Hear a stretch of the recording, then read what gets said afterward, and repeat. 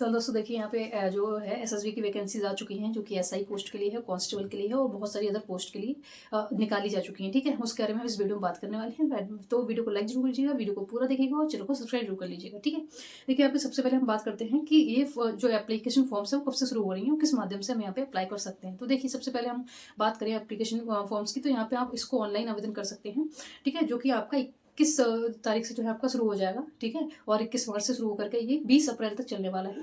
ठीक है, और इसको आप ऑनलाइन अप्लाई कर सकते हैं। ठीक है, अब बात कर लेते हैं एप्लीकेशन फीस की। तो जितने भी ओबीसी ईडब्ल्यूएस के कैंडिडेट्स हैं इन सभी को, और जनरल के कैंडिडेट्स हैं इन सभी को 100 रुपीज़ ओनली पे करना है। ठीक है, और जितने भी SC ST हैं जो अदर कैटेगरीज हैं, ठीक है, उनको यहाँ पे कोई फीस नहीं देनी है अप्लाई करने के लिए। ठीक है, अब हम बात कर लेते हैं नेक्स्ट। तो देखिए यहाँ पे एज लिमिट की सबसे पहले हम बात करते हैं, जो कि मोस्ट इंपॉर्टेंट रहने वाली चीज़ें होती हैं।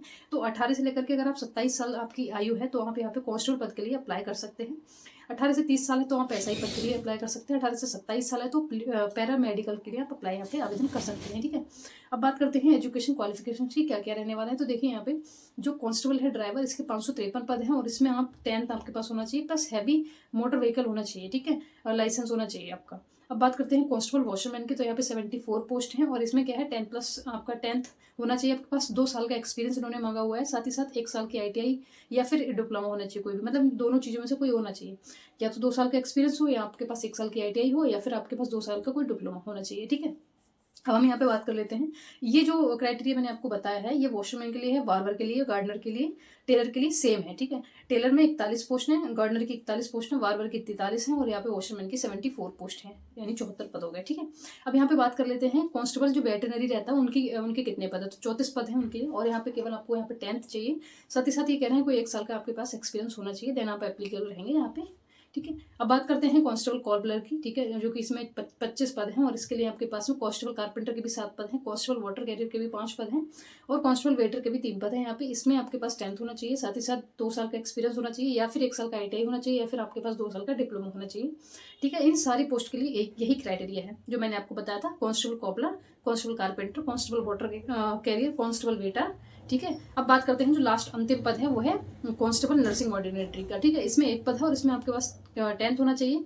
ठीक है, और इसके साथ साथ आपके पास फर्स्ट एड सर्टिफिकेट होना चाहिए और कोई भी 1 साल का एक्सपीरियंस होना चाहिए। तो इन्होंने ये बेसिक यहाँ पे क्वालिफिकेशन मांगी हुई है जो कि मैंने आपको बताई है। ठीक है, अब बात करते हैं नेक्स्ट SI जो पोस्ट है उसके लिए क्या क्वालिफिकेशन रहने वाली है। तो देखिए SI जो प्रीन्योर होता है उसके लिए 21 पद है यहाँ पे, SI कम्युनिकेशन के यहाँ पे 20 पद है, SI स्टाफ नर्स के यहाँ पे 10 पद है। इन तीनों के लिए, तीनों पोस्ट के लिए एक ही एजुकेशन क्वालिफिकेशन चाहिए, जो कि डिग्री या डिप्लोमा होना चाहिए रिलेटेड ट्रेड में।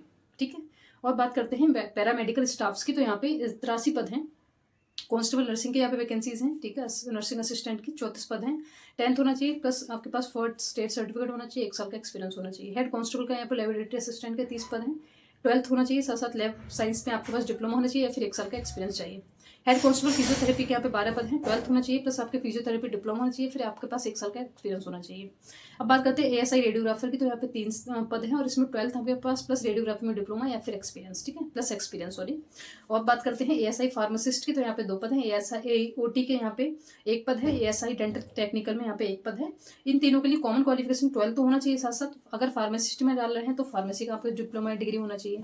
OT का डाल रहे हैं तो OT का आपको ऑपरेशन जो थिएटर होता है उसका डिप्लोमा होना चाहिए। डेंटल का है तो डेंटल का आपको एक्सपीरियंस यहाँ पे प्लस डिप्लोमा होना चाहिए। हेड कांस्टेबल के यहाँ पे 233 पद है, इसमें क्या है कम्युनिकेशन के 157 पद है, इसमें 12th प्लस इलेक्ट्रॉनिक कम्युनिकेशन में डिप्लोमा आपके पास होना चाहिए।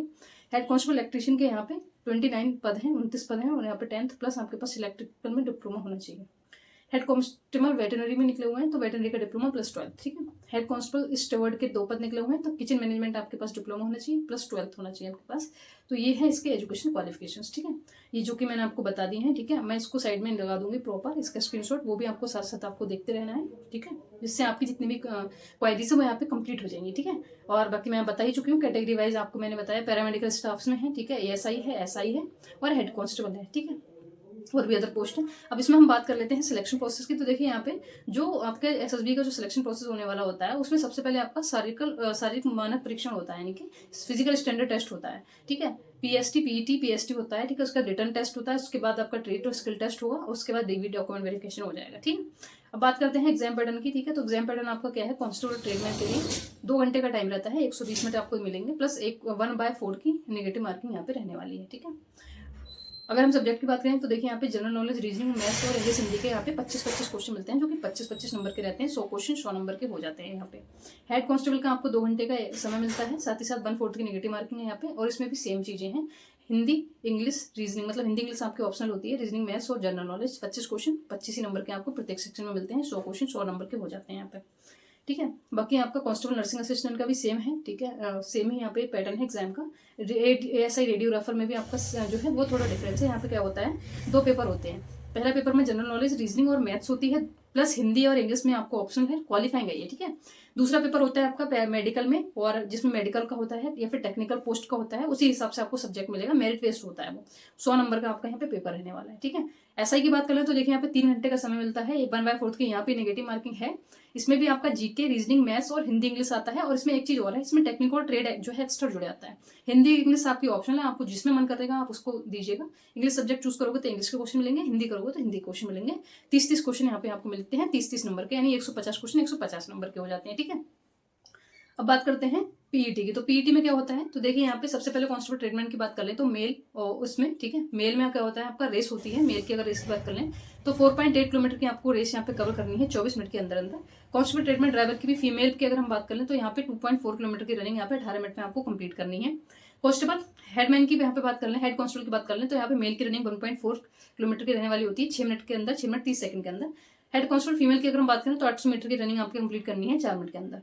SI की अगर हम बात करें तो जो मेल है ठीक है, उनकी रनिंग 1.6 किलोमीटर की रहती है 6 मिनट 30 सेकंड में, और SI जो फीमेल्स होती है उनकी 800 मीटर रेस रहने वाली होती है 4 मिनट 45 सेकंड में, ठीक है। तो ये तो रनिंग का आपको मैंने बता दिया। अब इसके बाद कांस्टेबल ट्रीटमेंट की बात कर लेते हैं। तो जितने भी मेल्स हैं ठीक है, उनकी 170 सेंटीमीटर हाइट होनी चाहिए, जो कि अनरिजर्व OBC और SC कैटेगरी के जो मेल्स हैं उनकी 170 हाइट होनी चाहिए। 82 सेंटीमीटर का यहाँ पे सीने का फ्लॉ होना चाहिए। ST कैटेगरी का अगर कोई मेल है तो 160.5 सेंटीमीटर यहाँ पे हाइट क्राइटेरिया आपके लिए। 76 से लेकर के 81 सेंटीमीटर आपका यहाँ पे चेस्ट होना चाहिए। जो हिली रीजन से आते हैं जैसे गढ़वाली, कुमायूं, गोरखा, डोगरा हो गए, तो मेल है अगर उनकी तो 165 सेंटीमीटर यहाँ पे हाइट चाहिए। 70 से 82 सेंटीमीटर आपका सीना होना चाहिए। अनरिजर्व OBC SC के जितनी भी फीमेल्स हैं 157 सेंटीमीटर यहाँ पे हाइट चाहिए, ठीक है। और यहाँ पे सीना कोई भी नहीं मांगा जाता है फीमेल्स का, ठीक है। और ST की या हिली रीजन की होगी फीमेल तो ST की जो है 50 सेंटीमीटर में आपका यहाँ पे आपका एक क्राइटेरिया रखा गया है हाइट का, और हिली रीजन की जितनी फीमेल्स हैं उनको 155 सेंटीमीटर यहाँ पे हाइट रखी गई है, ठीक है। तो अनरिजर्व जितनी भी हैं मतलब 157 सेंटीमीटर। जनरली मैंने देखा है SSB में जितने भी, मैं भी मेरा भी फिजिकल था लास्ट मंथ सॉरी, और लास्ट ईयर भी था मेरा, तो उसमें क्या था जो फीमेल्स की हाइट है वो 155 थी, लेकिन यहाँ पे अनरिजर्व OBC SC की 157 सेंटीमीटर क्लियर कर दिया उन्होंने डायरेक्टली, ठीक है। हेड कांस्टेबल में भी आपका सेम है, ठीक है। हेड कांस्टेबल में 165 सेंटीमीटर चाहिए, किसको चाहिए, मेल्स की बात कर लें तो अनरिजर्व OBC और EWS के कैटेगरी के और SC कैटेगरी के 165 सेंटीमीटर हाइट चाहिए। 75 से 80 आपका सीना होना चाहिए। ST के अगर फीमेल हो तो थोड़ी सी आपको यहाँ पे राहत मिल जाती है, 162.5 सेंटीमीटर आपका यहाँ पे काम चल जाएगा। 76 से लेकर के 81 सेंटीमीटर का आपका यहाँ पे चेस्ट होना चाहिए। अब बात करते हैं अनरिजर्व OBC SC की। तो फीमेल है अगर आप तो 155 सेंटीमीटर, मतलब SI में तो जो ऊपर का जो पोस्ट है, ठीक है, जिसे हम बात करें ट्रेडमैन की, तो ट्रेडमैन में तो 157 मांग रहे हैं, लेकिन आपका कांस्टेबल में यहाँ पे कम सेंटीमीटर हाइट मांगी गई है लड़कियों की। अनरिजर्व हो, OBC हो, SC हो, ठीक है, तो फिर आपके लिए 155 सेंटीमीटर हाइट यहाँ पे रखी गई, चेस्ट नहीं मांगा जाता लड़कियों का। ST में जो है यहाँ पे फीमेल की जो हाइट है 150 सेंटीमीटर यहाँ पे मांगी गई है। अब SI की बात कर लें तो SI में अनरिजर्व OBC SC के अगर आप मेल हैं तो 165 सेंटीमीटर आपकी हाइट होनी चाहिए। 77 से 82 आपका चेस्ट होना चाहिए। अगर ST के फीमेल हैं आप तो 162.5 सेंटीमीटर आपकी हाइट, 76 से 81 आपका सीना यहाँ पे मांगा गया है। हिली रीजन के अगर मेल में आते हैं तो 163 सेंटीमीटर अगर आपकी हाइट है तो यहाँ पे काम चल जाएगा। 77 से 82 आपका सीना होना चाहिए। अनरिजर्व OBC SC की अगर फीमेल है तो 157 सेंटीमीटर आपकी हाइट होनी चाहिए, ठीक है। और ST की फीमेल है तो 150 सेंटीमीटर आपके यहाँ पे हाइट होनी चाहिए, ठीक है। तो वैसे मैंने बता दिया, वेट का यहाँ पे कुछ नहीं होता है, वेट बस चेक हो लेता है, और मेडिकल के टाइम पे ये आपको आगाह कर देंगे, आपको बता देंगे कि भाई आपका कम है, आप थोड़ा इस पे ध्यान दीजिए, ठीक है। तो हाइट का इतना, चेस्ट का इतना, सॉरी वेट का इतना नहीं रहता है, बाकी चीज़ों पर आपको ध्यान देना है, ठीक है। बाकी मैंने आपको बता दिया। वीडियो थोड़ी लेंदी हो गई है बिकॉज इसमें इन्फॉर्मेशन इतनी ज़्यादा थी कि कम समय में, तब भी मैंने बहुत अच्छे से बोला है, जल्दी जल्दी इसको बताने की कोशिश की है, तो ये काम आपका हो गया है। बाकी चीज़ें यही हैं, ठीक है। मिलते हैं नेक्स्ट वीडियो में, तब तक लीजिए, बाय बाय।